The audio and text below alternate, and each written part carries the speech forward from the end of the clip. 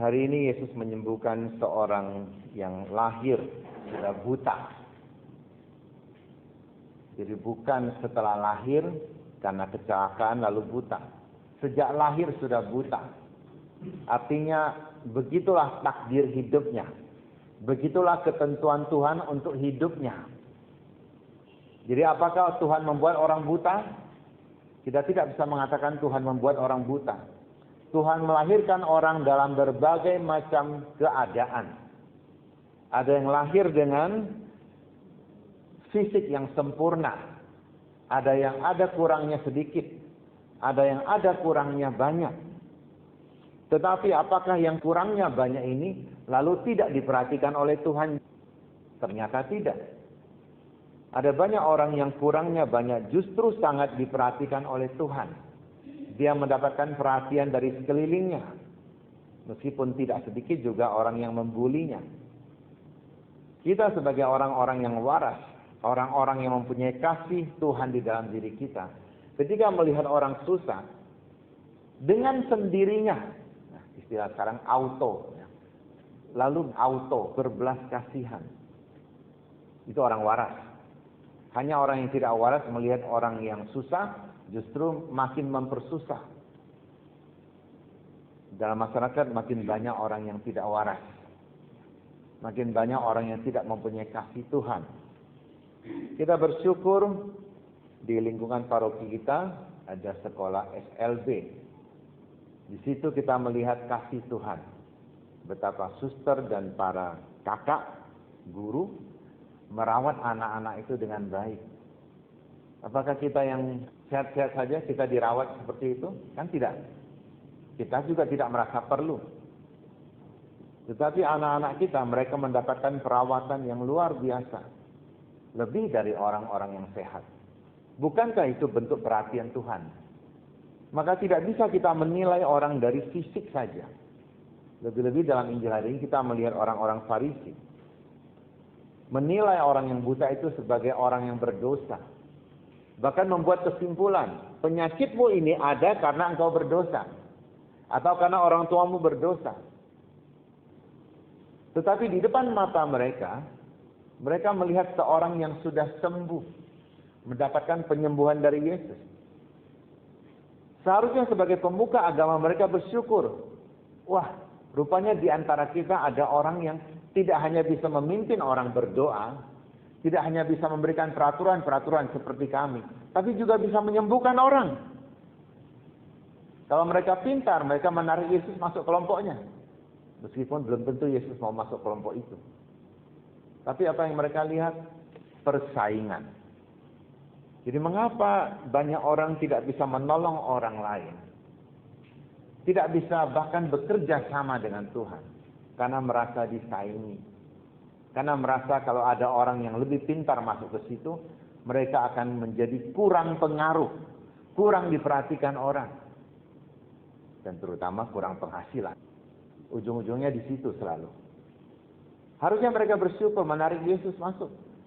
Kalaupun Yesus masuk dan resikonya adalah mereka dimarahi oleh Yesus, mereka diminta oleh Yesus untuk bertobat. Kalau itu resikonya, bukankah mereka menjadi lebih baik, lebih berwibawa di hadapan umat yang lain? Tapi masalahnya adalah berapa banyak orang yang berani mengakui kesalahan dan memperbaiki diri. Tidak banyak orang. Meskipun tahu itu baik. Situasi sekarang ini, berapa banyak orang yang dengan sungguh-sungguh mau mengurung diri dalam rumah. Meskipun tahu itu baik.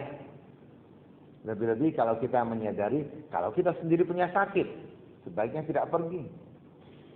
Seorang-orang yang dikurung di rumah itu juga, kalau mau keluar rumah masih bisa. Kalau dia belanja sesuatu yang penting untuk keluarganya.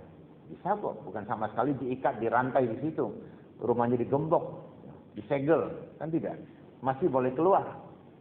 Tetapi yang kita lihat, tidak sedikit orang yang meremehkan apa yang sudah diatur dengan baik oleh pemerintah. Bahkan menggunakan waktu seperti ini untuk piknik ramai-ramai. Untuk kumpul bersenang-senang. Terkadang manusia ini kita katakan sombong. Tapi di balik kesombongan ada kebodohan. Hanya orang bodoh yang menyombongkan diri. Kalau orang pintar, orang yang sungguh-sungguh pintar, tidak akan menyombongkan diri. Hanya orang-orang yang takut orang tidak tahu dia pintar. Takut orang tidak tahu bahwa dia punya kuasa. Takut orang tidak tahu bahwa dia punya harta. Itulah yang menyombongkan diri. Orang yang pintar, semakin dia punya harta, semakin dia low profile. Semakin dia simpan hartanya. Karena harta bukan untuk dipamerkan. Harta untuk dipakai menolong orang. Sudahkah kita menolong orang? Berapa banyak orang lebih memilih menyombongkan hartanya daripada menolong orang dengan hartanya? Mungkin lebih banyak yang menyombongkan hartanya. Itu bukan orang yang sungguh-sungguh kaya, bukan orang yang sungguh-sungguh pintar. Nah, orang-orang Farisi juga demikian. Harusnya mereka menarik Yesus masuk kelompok mereka. Tetapi sekarang mereka merasa disaingi. Dan terutama kalau Yesus masuk, mereka akan dibongkar kebusukannya. Maka mereka mencari berbagai macam alasan untuk menyalahkan orang.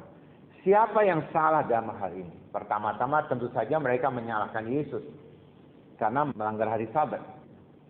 Kedua, mereka juga menyalahkan orang tua karena tidak berani ngomong. Kenapa orang tua tidak berani ngomong? Karena mereka sudah diancam.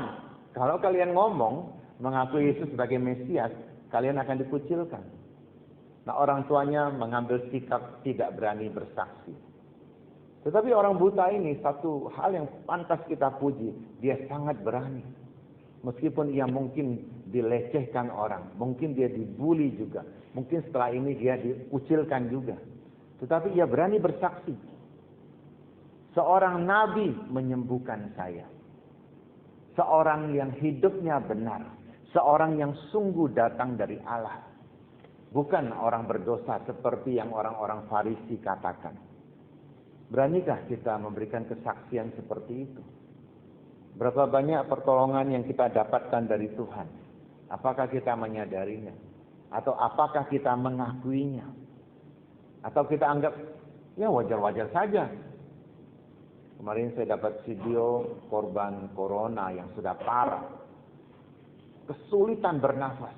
Dan sangat menderita. Entah itu hoax atau bukan. Tapi memang ada gejala itu, kesulitan bernafas. Saking tidak bisa bernafas, orang mati karenanya. Nah, pada saat seperti itu, bernafas menjadi sangat berharga. Kita yang bisa bernafas dengan baik, tidak merasa, karena sudah biasa. Katakanlah, biasa ini kita anggap kecil.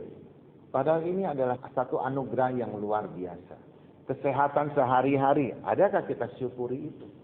Dan adakah kita pakai kesehatan kita, pakai rahmat yang Tuhan berikan kepada kita untuk menolong orang? Atau kita merasa hidup saya sendiri, suka-suka saya mau menolong orang, saya tolong orang, saya tidak tolong orang, juga tidak ada salahnya. Kita ada salah kalau kita melalaikan satu perbuatan baik yang seharusnya dapat kita lakukan. Semoga Tuhan membantu kita, dan kita juga menjadi orang-orang yang pantas di hadapan Tuhan. Ketika kita melihat satu hal baik terjadi pada diri orang lain, jangan terlalu gampang kita berkomentar buruk. Terkadang reaksi pertama orang adalah berkomentar buruk dulu. Kalau lihat orang yang wajahnya jelek, tapi berbuat baik, lalu komentarnya buruk. Harus orang yang wajahnya bagus baru bisa berbuat baik. Wajah cantik atau ganteng, itu relatif, tergantung siapa yang lihat. Ada suami istri. Saya lihat dua-duanya juga jelek. Ketika ditanya, suamimu ganteng tidak? Oh, dia paling ganteng di dunia. Karena yang ngomong istrinya. Lalu tanya, istrimu cantik tidak? Oh, dia paling cantik di dunia. Karena yang ngomong suaminya. Itu relatif. Orang lain mungkin mengatakan, begini saja ganteng. Itu mata miring sebelah, hidung tenggelam ke dalam seperti itu. Maka saya katakan cantik atau ganteng itu relatif. Tapi jelek itu mutlak. Semua orang lihat dia jelek. Susah diubah lagi meskipun ada operasi plastik. Jadi kita lahir sebagai orang cantik atau jelek, kita tidak bisa mengatur sama sekali. Tapi ada satu hal yang bisa kita atur dan luar biasa, yaitu kita bisa memutuskan menjadi orang baik. Memang Tuhan menciptakan kita untuk menjadi orang baik. Tapi untuk terlaksananya, kitalah yang membuat keputusan. Bukan orang lain yang membuat keputusan. Jadi ada orang yang meskipun mukanya biasa-biasa saja, dia punya banyak teman. Daripada orang yang mungkin mukanya bagus-bagus, tapi temannya sedikit. Mungkin saja dia sombong. Tapi ada orang yang muka sederhana, bahkan sederhana sekali. Dia banyak teman, karena dia banyak menolong orang. Mari kita bersyukur kita diberi karunia yang luar biasa untuk terus melakukan kebaikan, untuk membawakan kesaksian yang baik bagi dunia ini, bahwa Tuhan tidak pernah meninggalkan kita. Juga pada saat-saat seperti ini, Ia tidak pernah meninggalkan kita. Selalu ada usaha untuk menolong kita. Dan apakah kita juga mau bekerja sama? Ini lebih penting. Terkadang orang sudah berbuat baik pada kita, sudah atur sebaik-baiknya, tapi kita sendiri tidak bekerja sama, maka tidak akan menjadi satu hasil yang baik pula. Semoga kesembuhan orang buta ini memberikan kita inspirasi yang dalam, agar kita pun menyadari kita semua juga adalah orang yang sebelumnya mempunyai banyak kelemahan, tetapi Tuhan menyembuhkan kita. Dan Ia tidak pilih-pilih saat. Kapanpun Ia mau mengangkat kita, Ia akan mengangkat kita. Semoga kita juga mampu atau berani bersaksi di hadapan Tuhan. Amin.